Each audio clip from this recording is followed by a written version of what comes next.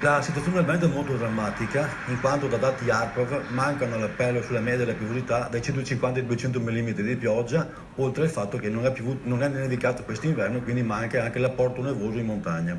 L'Italia suda sotto il sole di un'estate precoce, il nord-est è tra le aree più colpite.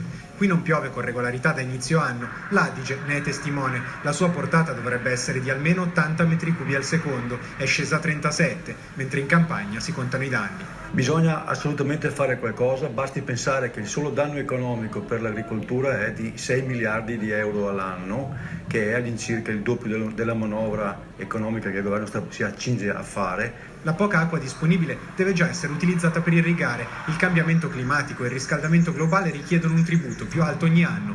Per evitare la deriva serve un cambio di rotta radicale, prima che il processo diventi irreversibile. Intanto bisogna fermare l'aumento di emissioni CO2, appunto, investendo sulle rinnovabili e efficienza energetica, ma poi recuperando l'acqua, utilizzandola in modo diverso, facendo molta attenzione al risparmio. Oggi ci sono tutta una serie di tecniche in agricoltura, ma anche di risparmio e di recupero nelle città che permettono di fronteggiare questi cambiamenti, permettendo anche di continuare le colture e di fermare la desertificazione.